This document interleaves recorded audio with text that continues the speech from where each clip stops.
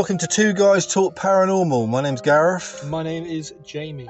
And we're here to take you... Well, we actually spoke about this in the last podcast.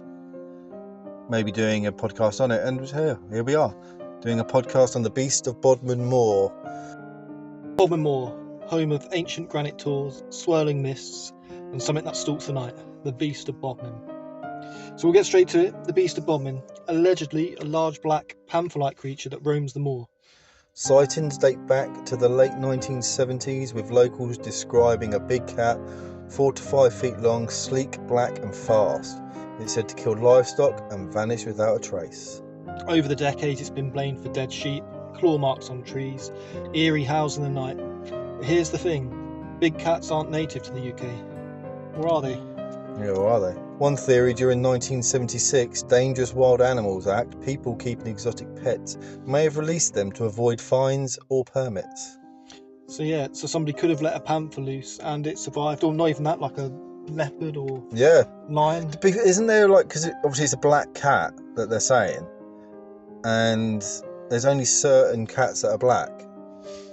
Panther is definitely one, isn't it? Yeah, but if it's a leopard, it would be a certain type of leopard, and they're quite rare, I think. It's like finding a black fox. Okay. It's something to do with, but I could be wrong. There's a lot of other sightings like this around the UK, isn't there? Oh yeah, from panthers to lynxes. Is there any sort of local These to days us on the South Downs, isn't there? Yeah, we've had loads. We've had them in this town of Eastbourne. There's been a security camera footage, of someone's front doorbell cam. Or like a ring doorbell. Of a big cat. I can tell you a scary story I had once. Oh yeah, well I'd like to hear that. So I used to do shop fitting, so early morning, I was in the van, up in town, picking up the guy I was working with, pitch black, misty as anything, and I used to smoke at the time. So I was stood outside the van with him having a cigarette before we got in it to drive off, and I swear over his shoulder I saw something walking out of the mist that looked like a big cat. It had the haunch and it was just sort of prowling, and I said to this guy as well, I said, get in the van. And I watched the thing jump onto the wall, and this wall's quite high up. Yeah. It's when a small cat, it jumped up, he got in the van. I then reversed up the road to where I saw it jump on the wall just to get a better, because I wanted to see better. I was protected in the van then. I could be braver. Did your friend see this? No, because he had his back to it. And I just told him to get in the van. I didn't even tell him why. I said, come on, let's go. We need to go. So I thought, this thing looks like it was sort of creeping up, and then it jumped on the wall. And then obviously we couldn't see it then because it's gone into these front gardens of these houses, which is where this doorbell cam comes from a few years later. Oh, in the same place. Whereabouts in the town was that, out of interest? So on the avenue, the Enos Road up that way. Oh, so it's that side of town, because funny enough, a friend I knew, his dad saw something similar to what you described, but in Langley. Oh, okay. Up not far from where your parents live, actually. Yeah. Yeah, up in that estate there where West Rise School is. You saw the same sort of thing, like a black panther-like thing. Yeah, this was muscular. You could tell it was muscular the way it sort of shouldered. If I didn't think it was a cat, I would have said it was something like a pit bull or something like that. It was that big. Oh, so it was that? It was a big muscular thing coming like towards. Springer Spaniel sized or even bigger? Oh, no, bigger than a Springer. Something like a red setter, something like that size, yeah, but muscular. Like really big. Yeah, but muscular. So you think of these XL bullies, not as muscular as them, but that sort of size, but more streamlined. Yeah, so this thing looked dangerous, like you said. Oh yeah, if it'd run at us, we wouldn't have got into it. I don't think it was that close as well. But it was so misty. It just was coming out of the mist, and it was like, wow, that's not right. I thought my eyes were playing with me. I was like, get in the van. So he got in, and then I reversed up, and he was like, what are you doing? I said, I've just seen something, and I just want to see if it's true what I've just seen. But nothing. But also on the downs have been seen. There used to be a race go-kart place up there, didn't there? Yeah, Filching Manor. Yeah, and I remember seeing a picture in the paper of a black cat up high on the downs that went round Filching Manor. It was quite high up. Someone took a photo of it. But obviously some of these photos are little cats, aren't they? They're just out of proportion. Once you see it up, once people take measurements of the fences around it and work it out. We heard on top of the downs a noise which could have been something like that, didn't we? Yeah, one of our our episodes, which you might have seen, listeners of this podcast. So. Yeah. So we do think one of the things that could have been a big cat. Yeah, that was terrifying, wasn't it? We'd never heard anything like that before in our lives. And I actually went back and I listened to big cats just to see if that was one of the theories, because someone mentioned it in a message in a forum I typed it into, and I sent you the link to it afterwards, and I said I think it's his last one, and it was a Eurasian lynx, which aren't black, but they're big cats compared to anything that's here anyway, and it sounded just like one of them calling out. So, and there's also been where if you watch our podcast, watch our YouTube video where we do investigations. We were at a church recently. That's on there, right?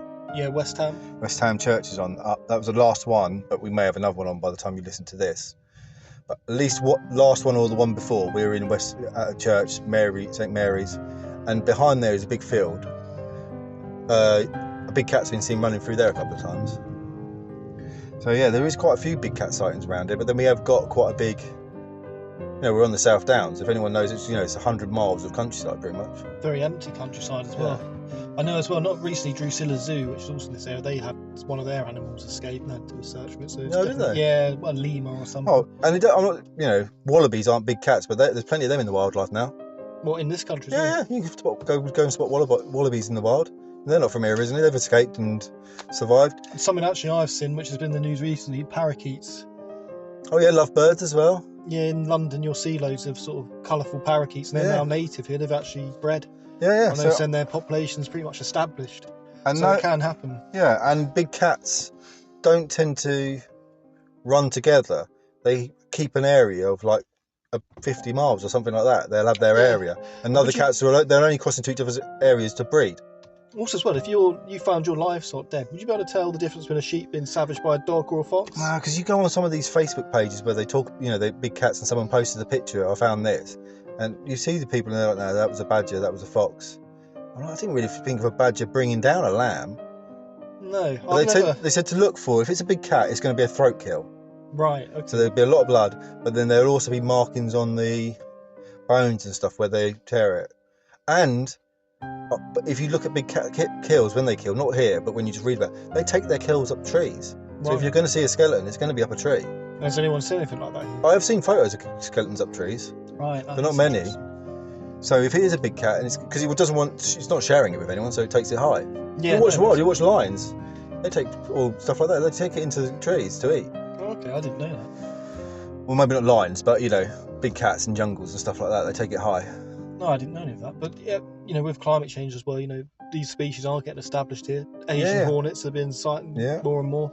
And they probably are now, especially in this southeast of the country, they probably do live here now. They're adapted. And I think big cats are nocturnal, right? Yeah, so why we wouldn't see them? Some of them do anyway. Yeah. So ones we see, we're not likely to bump into one during the day. I think they're clever enough to stay away from. I had this theory, because there's a lot of old railways, and there is railways around here and rivers. That's how they get around, and that's why we don't see them. Yeah. Because when the trains stop running, there's no one really on them. Well, even just along the field boundaries, they're always really vegetated. You could easily hide in there. There's normally a strip of woods along the edge of the field. Well, there's been plenty of sightings, because like I said before, I wanted to do a documentary called Railways and Waterways about the big cats in this country, or in Sussex. And I reached out to a few people on Facebook and stuff a couple of years ago who'd sit, and the amount of sightings that I was finding around here, like people driving down country lanes and one jumping out in front of the car and then disappearing into the next hedge. There was one actually in Hurstman Zoo. Oh, right. A lady and her daughter walking down a country lane, and they were actually growled at by the big cat before it ran away. Wow. Because they walked across it, and that was in broad daylight. So yeah, there's some interesting tales out there. So there's definitely, I think, evidence of them now as well. And speaking of evidence, if we go back to Bodmin, so in 1995, the UK government actually launched an official investigation into the Beast of Bodmin Moor after years of public pressure and media hysteria. The conclusion: no conclusive evidence of a big cat, but they didn't rule it out entirely. In their words, there is no verifiable evidence, but the possibility of such animals cannot be completely discounted. And then there's the photographs, so fuzzy shapes in the field. A paw print was actually found near St Austell in 1998, and that was, according to a zoologist, definitely feline, but not domestic. Yeah, that's good, because a lot of pictures I see of paw prints turns out to be dogs, because cats' claws are retractable. Yeah. Dog claws aren't, or badger claws aren't. So if you've seen claws in a big paw print, it's a big dog, because the cats wouldn't have its claws out. So if it's a big print without claws, it'd be a big cat. And let's not forget the infamous video footage captured by a teenager in 1994. Grainy, yes. It's still grainy now, and we're 30 years later. If someone videos something, it's grainy. It's always frustrating, isn't it? Everyone carries a phone in their pocket these days, but you still can't get clear footage of anything, whether it's a UFO, ghost, or whatever. Yeah, Bigfoot in the trees. But you can clearly see a large black animal moving through the scrubs. Its shoulders rolling like a cat. I remember seeing that back in the 90s. I was going to say, did you see it? Yeah, I remember seeing that. This story for me was as big as Nessie. Was it popular at the time? Was it? Well, it was for me. I don't know about everyone, but this was something I was This was pre-internet. So how would you have learned about that? Magazines, I guess. Yeah, magazines. News stories. I remember it being in the news. All right, so it was a really big deal then. Well, and yeah, certain bits of it. But yeah, I remember thinking, because it was happening there and then. Obviously, in the night, 94 when that video came out, I was just coming out of school. So I don't know where I would have seen the footage though, apart from on TV. Like you said, when I had the internet, available in your house, but you definitely had like teletext and all that sort of stuff where you could find stuff on. But yeah, I remember seeing that footage, but maybe I saw it a bit later on. Or maybe in a news story. I remember seeing it, but because I remember the paw prints being found. I remember them finding a skull in a bog that had rotted down, that they said possibly was a big cat, and then other people said it was like a bull's head or something like that. But it had fangs and everything like that. So yeah, but there's been a few. There are over 200 reported sightings. One of the most famous came from a delivery driver in 1999 who claimed a jet black creature leapt a 5-bar gate in front of him effortlessly. Farmers report half-eaten carcasses. Tourists hear a deep, unplaceable growl in the fog. Some have even said they've been followed along footpaths, only to turn around and find nothing there. Then there is the story of the schoolboy walking home near Rosh Rock who said a huge black cat stood watching him from the hillside. He said its eyes were yellow and it didn't blink. Yeah, you wouldn't forget something like that. The thing is, I remember reading some of these, and as though we're talking about it now as a Black Panther, back then, I don't even think some people didn't even believe it might not have been a Black Panther. The Beast of Bodmin Moor could have been something bigger and more demonic. The growls in the fog. Yeah, growls in the fog. This giant creature with yellow eyes, jet black. Obviously, people. Was it something which appeared in the 40 Times and things like that? Yeah, it would have been on there. Yeah. Yeah. So what is it really? An escaped pet, a misidentified dog, mass hysteria? Well, I read something earlier that they found evidence that it was a big cat. Yeah, it was actually like the paw print and things. Yeah. So. Is there sort of any theories of where it came from, like just a rich landowner who decided to get rid of it? Yeah, I think that's going to be the main theory, isn't it? Someone who didn't want to. I think that's how most of them escaped. People didn't want to pay for licenses or. Yeah, I think because we did mention this earlier I think it was the 70s, wasn't it? They introduced new legislation. So you had to get a license. Yeah. So all these people who had it didn't do it. They just let them outside. Just probably thought they'd die in our. Well, I think that was the thing. Yeah, let them out when winter comes, they'll die or they get shot or be taken into zoos and stuff like that. But it wasn't their problem anymore. So. Well, we're still waiting to get like the really clear footage of one, aren't we? Yeah. There's been like people keep finding big paw prints. There's lots of sightings of it, but as yet, no one's actually seen it. No, and there's plenty of books out there, I think, on them as well. And there's people out there who dedicate their time to finding them and stuff like that. Wales seems to be a big area for them because obviously you've got lots of wilderness and stuff like that. There's big areas of where there's not a lot of population. If we're getting them down here. Well, yeah, I know a lot of mid Wales, for example, is really sparsely populated. Obviously, you've got Dartmoor and Exmoor and Bodmin Moor, so huge areas which are. So why couldn't a big cat survive there with eating wildlife? It doesn't have to just eat, people's sheep and stuff like that. There's rabbits. Yeah, I actually wonder in the Highlands whether there's any stories up there about Scotland. I don't know if you heard anything about that. No, but not that. Mainly probably because I haven't been looking up there. But they do have wildcats. They have the wildcat up there, don't they? Which is not that big. But it's bigger than a domestic cat. What I know what you mean with the wildcat. It basically looks like one of our, like a house cat. It looks like a big tabby. Yeah, it's got the same sort. You wouldn't recognise. Yeah, that's definitely nothing you can. No, you couldn't cross it thingy, but they do have. But I mean, something like that can survive in the wild. So why can't something bigger survive in the wild? Yeah, I suppose as long as it had enough food source. Yeah. What was the other thing I was thinking of? It'd be interesting if they, did a survey of farmers to see how many sheep do you lose to animal attacks a year. So then if you could find out in an area there's a particularly high number, that's where you could have a look. One of the guys I spoke to when I went to do this documentary, he knew a farmer who'd had lost animals. I'll tell you somewhere. Yeah. On the South Downs Way, not far from here, before Lewis, there's a place called Southsea, is it? Southease? Southeast, yes, in the what is that, Ouse Valley, isn't it? Yeah, so there's a bridge there that goes over the river. There's like a YMCA there. And then you've got a field all the way to Lewis, the path goes if you're walking the South Downs Way. Yeah, you cross like the river. And there's been sightings there quite regularly. And I think that's because of the water there. There's a big stretch of water. And, something you need to, if you're going to survive, you need water. Food and water. Yeah. And I guess shelter. I walk out of my house most mornings and I see 10 foxes. If they can survive in the, You don't see them in the daytime, do you? No, well, it's more and more you do now. But yeah, I mean, earlier mornings, like I'm walking to work sometimes at 5 in the morning, it's still dark and they're out. And I see loads of them on my way and they're surviving quite happily, eating McDonald's and whatever else they can find out of the bins. So a big cat up in the forest is whether it's rabbits, pheasants, deer. We're talking about sheep and stuff, but there's wild deer. How many? Yeah. So there's no reason, not walking through the woods. There's a lot of wild deer as well, actually, so that would be a good food source for them. Yeah. Apparently as well, there's an ancient Celtic myth of black hounds being the grim omens or spectral protectors of sacred grounds. It's called the Yeth Hound, and that's not something I've heard of. I've never heard of the Yeth Hound. I've heard of black spectral hounds.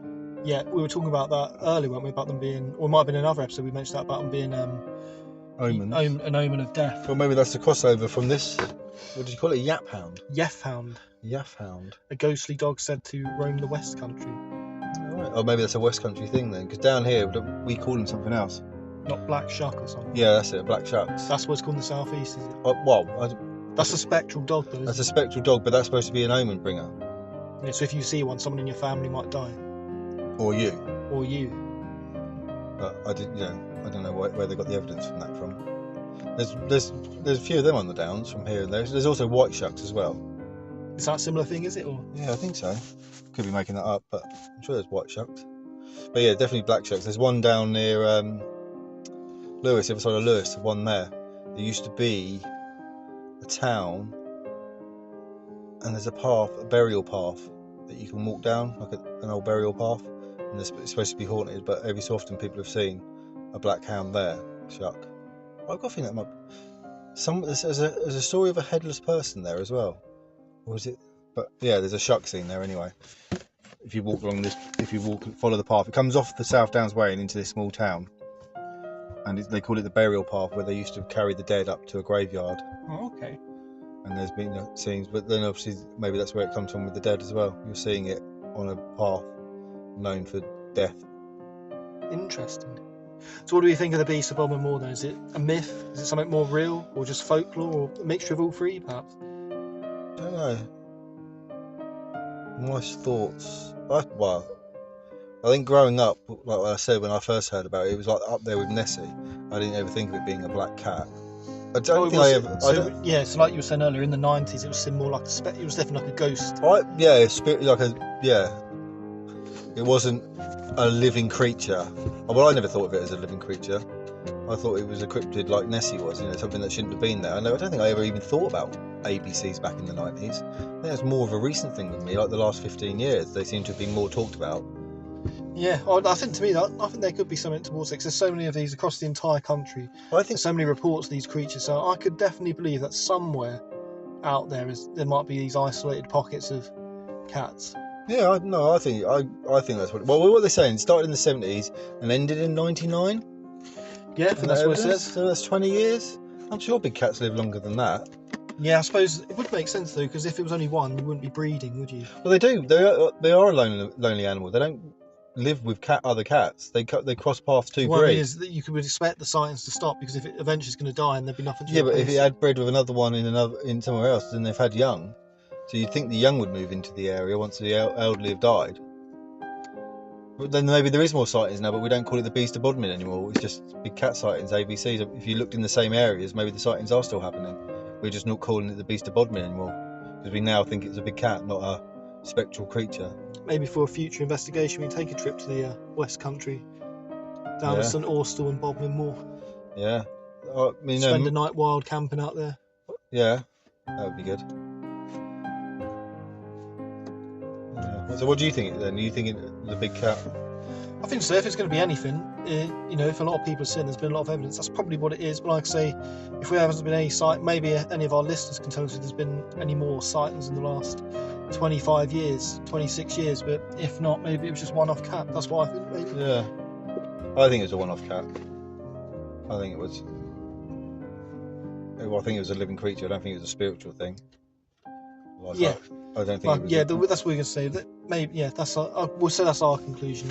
It was an escape cat. Yeah, released in the 70s, mate, and then survived for a good 20 odd years. It might not have been the same cat, to be fair. We're saying it's the same cat, but in those 20 years, other cats could have moved in. I'm going to stick with the single cat just because it was only a small period where they were seen. But yeah, let us know if you've got any of your own theories. We'd be interested to hear them. Yeah, you can leave a message. How big is Bodmin Moor? It's not that big. It's smaller than Dartmoor. Oh, okay. Yeah, it's not a national park. Dartmoor is a national park, and you're allowed to wild camp there. I think it just went through a court case actually. And I read that. The landowner tried to block it, but yeah, they said no. Anyone can camp there. Bodmin Moor, I don't think Bodmin Moor. Bodmin Moor's all private land. It is quite, so that's it. So when you say private land, it's owned by farmers and that, is it? Yeah. Well, technically, this is Dartmoor. You see, it's massive. Yeah. And then Bodmin Moor is this bit here. Oh yeah, so it's a lot smaller. I'm going to Google that because I want to know. Can you wildcat? Bodmin Moor. I'm going to guess the answer is no. Well, if it's private, yes. No, it is. No, so there is open access land, and you need to leave by dawn. Oh, to be fair, whenever I've read about wild camping, you set up at dark, you pack away at sun up, leave no mess. And farmers are normally quite happy. Yeah, and unfortunately though, people do leave mess. Oh yeah. So near to us is a place called Mount Caburn, which is an Iron Age hill fort. And we went up there because we were thinking about doing an episode up there because there's a bit of a history of sightings up there as well, a couple of myths surrounding the hill fort. But we found an old campsite and somebody had left a disposable barbecue. You can see there'd been a fire, couldn't you? Because the earth was scorched. But yeah, no, maybe we should do that for for a future episode. We'll go to Bodmin Moor, spend the night out there. Yeah. There's a mountain there we can climb at the same time as well. Is it? Yeah, it's called Brown Willie. That's its actual name as well. Brown Willie. That's in Cornish, the language. It was didn't sound quite like that, but yeah, we called it Brown Willie now. Ah, what was it originally called then? Oh, I couldn't pronounce it in Cornish. It was the same. It looked the same sort of spelling, but obviously the pronunciation was different. Wow. But yeah, nowadays we call it Brown Willie. It's the highest point in Cornwall. Oh, okay. So it might be a good place. We could do a little investigation, a hike. Is there a bit? Just looking at that map you had out. Yes. It was brown, the area. So is there not many forests there then? No, it's all moorland. So what? See. So really, it's all high ground. I think underneath it's granite. Like from millions of years ago, granite rose up through the crust. And Dartmoor's the same as well. It's a very bleak place. There's not much vegetation or anything. It's all sort of just moorland and bogs. Okay. So it's very soft. So that makes me wonder where a cat could have slept. Well, yeah, that's an interesting point because there's no cover up there. It's a lot of sheep farming. Well, when I did the research for this documentary I wanted to do, I obviously printed off paw prints and all that sort of stuff to look out for, and I researched where these pumas and everything like to sleep. Looking at this map, looking at the aerial image, there is small areas of. What you get is, so in Cornwall they call them tors. They sort of the tops of these. I guess you would call them a mountain in this country, but they're only like 400 metre high on Bodmin Moor. But they're sort of granite outcrops. Okay. There's lots of it looks like somebody's dropped a load of rocks. There's a big pile of granite stones. So I guess you get sheltered there, and there is sort of like low scrub. Well, everything I read about them, you said the big cats are likely to sleep in rotten trees in the root area. Yeah, there's no trees up there. No. Well, I think there's a small forest in the bottom here, plantation, but the most of it is just like moorland. Is there a river? Well, it's bogs, isn't there? But is there rivers there? Yeah, there's streams. So there's water sources and stuff like that. Yeah, there's water. I presume there's other wildlife seen there. What wildlife is on Bodmin? Look that up. It's mostly sheep. A lot of birds, so buzzards and ravens, and you get riverside creatures like otters and kingfishers. But yeah, there's not much. Moorland birds, woodland birds, but not many outside the sheep. Oh no, you do. Apparently, you get deers, foxes, badgers, and pheasants. So, Rabbits, squirrels. is there a place called Eastmoor? And even a predatory cat. Oh, is that in Wikipedia? Yeah. Oh, wow. So they know about it as well. They've mentioned it on there now. Can you go back out to the map and see if there's a place called Eastmoor? In Bodmin. It'd be in Bodmin Moor. It's Eastmoor. It's called the Eastmoor. Because it says that's has been reported hotspot for sightings. Yeah, that looks like it's more in the countryside. So where's Bodmin Moor to that then? It's here, unless it's one of these. Maybe it's this bit here. 9 stone circle. Alright. So it says Bodmin Moor, an area in northeast Cornwall, England, specifically Eastmoor, has been reported hotspot for sightings and livestock depredation. Other areas have been recorded in St. Tudie. Oh yeah. So how far is that from? Just a little bit to the west. Okay. And then St. Minver Holiday Park. It's in Wadebridge. Oh, that's a lot further west though. Oh, it says St. Holiday Park though. That's the actual town. Maybe there's a holiday park nearer to the... Oh, yeah, it is there. Yeah, that's miles away. That's miles away. There's been big cat sighting there and something called Rock. And Rock. Yeah, what's that? I have no idea. Place called Rock. Eastmoor, particularly area within Bodmin Moor where several reported sightings. So Eastmoor is in Bodmin Moor apparently. Yeah, well that's interesting. Maybe then we could go there. Oh, recent sightings have been at St. Tudie's. Oh, okay. 2 separate sightings have been reported at the holiday park. Sightings have also been reported further afield, including Devon and Cornwall. Rock, another location where the creature has been claimed to be seen. So what's Rock then? And this is what I was talking about. So you get these sort of like... Oh, it's like bouldering. Yeah, no, it's got... You get them on Dartmoor as well. They're called tors. So it's like a granite outcrop, and it looks like just a pile of massive boulders. Fox Tor is on Eastmoor. Let's have a look at that. Fox Tor, Yelverton. Oh, that's right in the middle of Dartmoor. Yeah, that's Bodmin. So is Eastmoor actually on there, is it? Yeah, I guess so. I don't know. I've got the OS map, so they know a bit better with the labelling. Actually, if anyone... I'd recommend downloading that for any of our listeners, because it's quite useful if you like hiking and whatnot. 12 Men's Moor. Craddock Moor. Is that the moor then, is it? Is that Bodmin? Yeah, all this in yellow is Bodmin Moor. So I'm guessing Eastmoor would be... Eastmoor is here, yeah. Oh no, that's just a bit... That is south... So Eastmoor is south of the... What is that? A30. Yeah, so Eastmoor is... I believe it... Yes, that bit there. That is Eastmoor. Right. 9 stone circle. So that's where the sightings were. And that is all... Looking at the map, that is all public access land. So we could go there. Yep, so we could go there onto Eastmoor and do a wild camp. Oh wow, 9 stone circle. So is that where Rock is as well? Possibly, yeah. Settlement and field system. Fox Tor. Yeah, okay, so Fox Tor on Eastmoor. Oh yeah, that's where it is then. Greymare Rock is labelled on there. So yeah, you can have like quite a few places. I think that'll be quite a nice video. Yeah. There's a woods to the northwest of that as well. Oh, cool. So we can have a look in there. There you go. Alvanna Plantation. And there's a Beast of Exmoor as well. Yeah.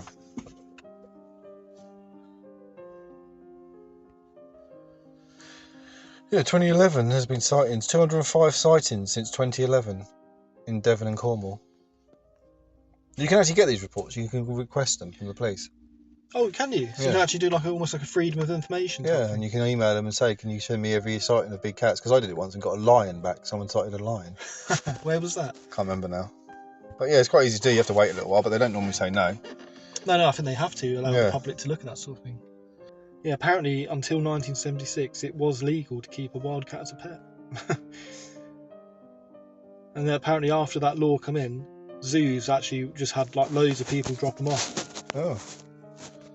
Wonder how many are still around now. And this is the really interesting bit. So once that law came in 1976, the restrictions were only introduced in 1981. That was to make it illegal to release a wildcat in there, so people could just let them out. It's crazy, isn't it? Yeah, so there was no law until 1981. You have a pet panther, you can just open your back gate and let him go. See you later. Watch him like savage the local next door's toddler or whatever. Wow. So Mary Chipperfield released 3 pumas, rumoured, this is rumoured, so a Mary Chipperfield released 3 pumas from a Plymouth zoo in 1978. From a zoo? Yep, so her own personal zoo. All right. And Plymouth is only 50 kilometres or 32 miles from the moorlands. Ah, So is that where it came from then? could be.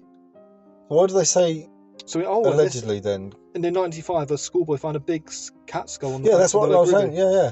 In the river, was it? Yeah. Yeah. Oh, but apparently it was actually part of a leopard print rug. They did tests on it. Ah. That's I disappointing. never found out what happened to it, but I remember reading that they'd found it. Yeah, some people as well, they've claimed the beast makes inhuman sounds, like a person screaming. And that's quite common in British folklore. It often refers to, as we said earlier, haunted black dogs stalking the country. That's been hundreds of years, that thing. Hound of the Baskervilles, a really famous story about it. So yeah, no, it's definitely... yeah, we should definitely do it as a future episode. It's a really interesting place where you've got Jamaica Inn as well, which is quite a famous inn, which I think haunted. everyone's heard of. Yeah. Jamaica Inn's haunted as well, is it? Is it? Yeah, I thought it was. Yeah, I can believe that. I think I've heard the same as well. We'll have to do a summer trip to Devon. Yeah. And this is a Reddit thread I'm reading at the minute. So there's somebody here who said, I've seen a few weird things on Dartmoor. Twice he'd seen sheep carcasses high up a tree. Oh. That's what we were saying earlier. Yeah. Interesting. And somebody says that a few people have said they've seen big cats on Dartmoor as well. Wow. Yeah, that would make sense for the distance they're supposed to travel. Like, I think on the South Downs Way, that 100 miles could just be one cat covered over there. That's why you never see it in the same place 2 days in a row. Apparently as well, big cats have really wide territories. Like a puma, for example, can patrol territories of up to 80 square miles in the summer, and even 40 square miles in the winter. So like you say, they can cover like a massive area. And they don't tend to cross into each other's paths. Oh, so they would like keep away. Yeah, unless they're breeding or something like that. So if you had 2 male cats, they wouldn't, because they'd end up fighting and stuff like that. You say Dartmoor's 208 square miles, so you could have a few out there then. Yeah, you could have quite a few. Bodmin Moor, I think, is quite big as well. Yeah, like the South Downs Way is 100 miles long, so 80 square miles of that could potentially be one cat. Yeah, that's been spotted here. People have said, like, on Dartmoor and Bodmin Moor, they've come across kills which, it doesn't look like a fox or badger did. It looks like something much bigger. Yeah, we don't have bears. I think a lot of the time when I've seen pictures, they've also said obviously a cat may kill it. They tend to eat everything, whereas I don't know, other animals don't. But then obviously, a cat could kill it, then badgers and foxes could move in and strip it to the bone afterwards.